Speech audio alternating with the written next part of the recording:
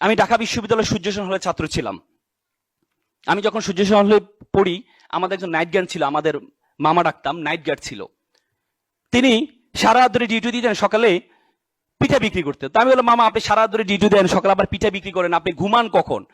সে করবে, মামা একটু একটু দোয়া করবেন, আমার ছেলে এসএসসি তে প্লাস পেয়েছে, এসএসসি তে পরীক্ষা দিচ্ছে, যদি এই প্লাস পায় তাহলে আমি তাকে ঢাকা মেডিকেলে ভর্তি করাবো, আর মেডিকেলে ভর্তি হওয়ার পর আমি এর চাকরি ছেড়ে দিব, রাতে ঘুমাইতে পারেন, এই চাকরি আমি করব না। আমি বললাম ফাইন। তারপরে কিছুদিন যাওয়ার পর দেখি মামা দুপুরে ফল বিক্রি করছে। তাই বললাম, মামা সারা ধরে ডিউটি দেন, সকালে পিঠা বিক্রি করেন, দুপুরে ফল বিক্রি করেন, আপনি ঘুমান কখন? সে বলবে, মামা আমাকে আমার জন্য একটু দোয়া করো, আমার ছেলে এই প্লাস পেয়েছে, কোচিং এ ভর্তি করাইতে হবে, 20-30 হাজার টাকা লাগবে, এই জন্য আমি একটু কষ্ট করছি, ছেলে মেডিকেলে চান্স পাওয়ার পর আমি তো চাকরি ছেড়ে দিব। তা আমি বললাম যে, মামা ধর্মকর্ম শিখান্ত ছেলেকে। বলতে, ছেলে তো আসলে ফিজিক্স কেমিস্ট্রি পড়তে তো সময় পায় না, আমার ছেলে ভালো ছেলে, আমার ছেলে আবার কোনো সমস্যা নেই, ও আবার ওইসব ঝামেলাতে নেই। মা বাবা তো সবসময় সন্তান তার কাছে ভালোই থাকে। কিছুদিন যাওয়ার পরে আমি তাকে কোচিং এ ভর্তি করার ব্যবস্থা করে দিয়েছি, ছাড়ের ব্যবস্থা করে দিয়েছি। কিছুদিন হটফুট করে দেখে আমার রুমে মিষ্টি নিয়ে আসলো, মামা আমার ছেলে ঢাকা মেডিকেলে চান্স পেয়েছে। কি উত্তাল, কি আনন্দ! আমার লাইফে সন্তানের খুশিতে এত আনন্দ পিতামাতা হতে পারে আমি কখনো দেখিনি। মনে হচ্ছে সে মেডিকেলে চান্স পেয়েছে। একদিন কিছুদিন যাওয়ার পর মামা দেখি মন খারাপ করে বসে আছে। আমি বললাম, মামা আপনার মন খারাপ কেন? আপনার ছেলে ঢাকা মেডিকেল পড়ে, আপনার জীবন আর ঠেকায় কি, আপনি মন খারাপ কেন? বলছে, বাবা আমাকে ক্ষমা করবেন। কি হয়েছে মামা? বাবা আমি আর পারছি না, বাবা আমি আর পারছি না, আমার ছেলে ইয়াবা আসক্ত, প্রতিদিন বাসায় এসে শোকেজের গ্লাস ভাঙে, আলমিরার গ্লাস ভাঙে টাকার জন্য।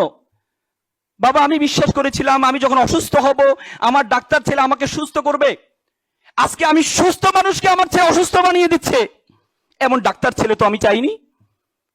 আমার ছেলে যদি দিন মজুর হতো, আমার ভাইয়ের ছেলে দিন মজুর, সারাদিন কাজ করে এসে মা বাবার সাথে একসাথে খাওয়া দাওয়া করে, এমন ডাক্তার ছেলে তো আমি চাইনি, এমন অসভ্য ছেলে তো আমি চাইনি। With due respect to our guardians, আমি আপনাদেরকে সম্মান রেখে বলছি, আপনি আপনার ছেলেকে ডাক্তার বানালেন, ইঞ্জিনিয়ার বানালেন, কোনো কাজে আসবে না যদি আপনার ছেলের মধ্যে ধর্মীয় জ্ঞান না থাকে।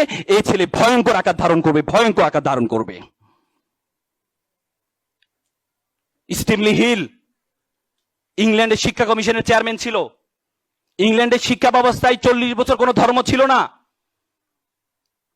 স্টিমলি হিল একদিন চিৎকার করে বলছিলেন, if you teach your children 3 years, তুমি যদি তোমার সন্তানকে 3টি আর শিক্ষা দাও, রিডিং, রাইটিং আর arithmetic, if you forgot the 4th arts, তুমি যদি চতুর্থ আর্টটি শিক্ষা দিতে ভুলে যাও, দ্যাট ইজ দ্য রিলিজিয়ন, তাহলে তুমি তোমার সন্তান থেকে পঞ্চম আর্টটি পাবা, সেটি হচ্ছে বর্বরতা, বর্বরতা, বর্বরতা।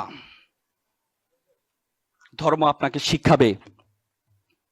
ওয়াকাদা রাব্বুকা আল্লা তা'বুদু ইল্লা ইয়াহু ওয়া বিল ওয়ালিদাইনি ইহসানা ইম্মা ইবলুগান্না ইনদাকা বারাহুমা আও কালাহুমা উফি ওয়া কুল্লাহুমা কাওলান করিমা।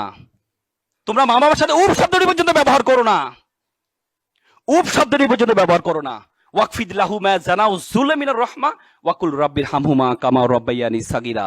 তোমরা সবসময় দোয়া করো, তোমার মা বাবা তোমাকে যেভাবে সম্মান দিয়েছে, তোমার মা বাবা যেভাবে তোমাকে লালন পালন করেছে, আল্লাহ তাআলা যেন তোমার মা বাবাকে সেভাবে লালন পালন করে। ধর্ম আপনাকে শিক্ষা দিয়ে, মান লাইসা মাল্লাম ইয়ারহামা সাগীরানা ওয়া লাম ইয়াকফির কাবীরানা। তোমরা যদি বড়দের শ্রদ্ধা না করো, ছোটদের স্নেহ না করো, তাহলে তোমরা আমার উম্মত নয়। It's a religion, it's a religion. Each and every religion are emphasizing to respect senior brothers, to respect parents.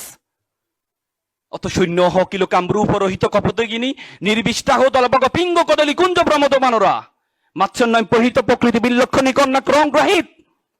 প্রত্যেকটি ধর্ম ভালো কাজের কথা বলেছে, প্রত্যেকটি ধর্ম।